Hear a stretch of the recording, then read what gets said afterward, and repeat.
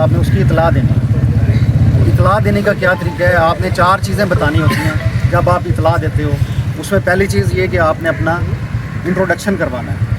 آپ کو نمبر کا پتہ ہونا چاہیے، ایمرجنسی نمبر جو کہ سب کو پتہ ہے 1122 ہے، اور کسی کوڈ کی ضرورت نہیں پڑتی۔ جیسے ہی آپ یہ نمبر ڈائل کرتے ہو تو ہمارے کنٹرول روم میں کال چلی جاتی ہے، اور جب ایک دفعہ کال کنٹرول روم میں موصول ہو گئی ہے تو اب یہ کنٹرول کی ذمہ داری ہے آپ تک سروس بھیجنا، چاہے وہ یہ تھوڑی سی آپ کی بات انٹرپٹ کر رہا ہوں۔ ہمارے یہاں بہت ساری کنفیوژن رہتی ہے، جیسے آپ موٹر وے پہ سفر کر رہے ہیں، وہاں ایمرجنسی ہو جاتی ہے، اس کا بھی آپ نمبر بتا دیں۔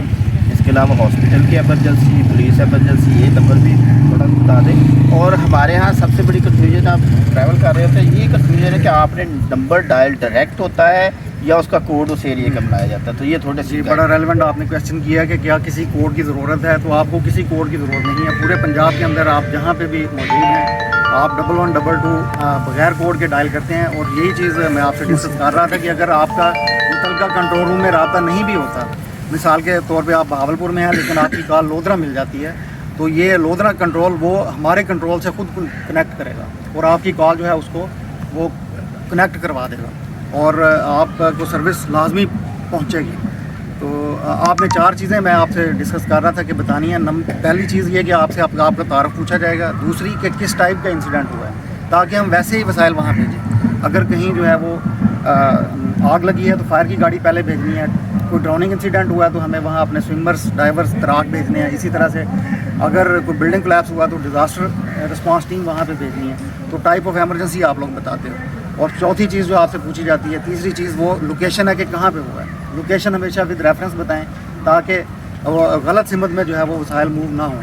اور چوتھی چیز جو ہے وہ آپ بتاتے ہیں کہ کتنے نمبر آف وکٹمز ہیں تاکہ اگر بڑا حادثہ ہے تو زیادہ جو ہے وہ وہاں وسائل بھیجے جا سکے۔ تو ان 4 چیزوں کے بعد آپ ایکسپیکٹ کریں کہ ہم وہاں سروس آپ کو بھجوائیں گے۔ تو یہ 4 چیزیں ایٹ لیسٹ ضروری ہیں۔ اور لوکیشن ہے، انسیڈنٹ کی ٹائپ کیا ہے اور انجریز کتنی ہوئی ہیں، یہ 4 چیزیں ہو گئی۔ جی بالکل ٹھیک ہو گیا سر جی، نیکسٹ۔ اور آیا جیسے ہی وہ مین روڈ پہ آیا تو ایک ہائیس آ رہی تھی، وہ اس کے ساتھ ٹکرائی اور موٹر بائک والے نیچے گر کے زخمی ہو گئے۔ ان موٹر بائک والوں کو اٹھانے کے لیے اہل محلہ جو جہاں سے موٹر بائک نکلی تھی وہ اندھا دھند جو ہے وہ مدد کرنے کے لیے دوڑ پڑے کہ ہم اپنے زخمیوں کو اٹھائیں۔ انہوں نے وہاں ڈینجر نہیں دیکھا، بس آ رہی تھی وہ ان سے ٹکرائی۔ اب جو موٹر بائک سے زخمی ہوئے تھے وہ معمولی زخمی تھے، لیکن جو لوگ بس کے نیچے آ کے زخمی ہوئے وہ شدید زخمی ہوئے۔ تو جہاں بھی حادثہ ہوتا ہے، اگر کہیں لڑائی جھگڑا ہو رہا ہے، وہاں وائلنس ہے، فائرنگ ہو رہی ہے، تو وہاں جانے کی ضرورت نہیں ہے، وہاں آپ کی لمٹ ختم ہو گئی ہے۔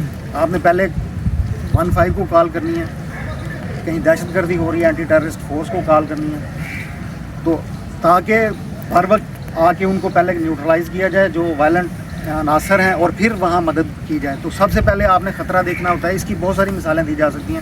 مثال کے لیے میں ایک ایمرجنسی میں نے رسپونڈ کیا، وہاں کنویں کے اندر ایک شخص نیچے اترا ہوا تھا اور وہ بے ہوش ہو گیا کیونکہ اس میں زہریلی گیس جمع تھی۔ اب دوسرا شخص جس نے اسے نیچے بھیجا تھا اس نے کہا کہ جب آواز نہیں اس نے دی، رسپانس نہیں کیا تو وہ نیچے اتر گیا۔ تیسرا شخص نیچے اتر گیا ان دونوں کی مدد کرنے کے لیے، اور جب ریسکیو وہاں پہنچی ہمیں انہوں نے کال کی تو صرف چوتھا شخص جو بعد میں گیا تھا اس کو ہی ہم بچا پائے، اور وہ بھی کریٹیکل صورتحال میں تھا۔ 3 لوگ ادھر موقع پہ ہی جہاں بھاگ ہو گئے۔ تو میرا بات بتانے کا آپ کا مقصد یہ ہے کہ جہاں بھی حادثہ ہوتا ہے وہاں کچھ خطرات ہوتے ہیں، اور آپ نے ان خطرے کو پہلے بھانپنا ہے۔ دائیں بائیں ہر سمت میں نظر دوڑا لیں، کیونکہ انسان کی توجہ اس زخمی کی طرف ہوتی ہے جس کا خون نکل رہا ہے، جو درد سے کرا رہا ہے، دائیں بائیں سے بے خبر ہو جاتا ہے۔ تو ہماری توجہ اگر اس بندے کی طرف ہوگی تو ہم خطرے کو نہیں دیکھیں گے۔ جیسے وہ موٹر بائک والا میں نے آپ کو انسیڈنٹ کیا، ان کی توجہ زخمیوں کی طرف تھی، باس کو نہیں انہوں نے دیکھا۔ تو اسی طرح سے ایک چھپا ہوا خطرہ بھی ہوتا ہے۔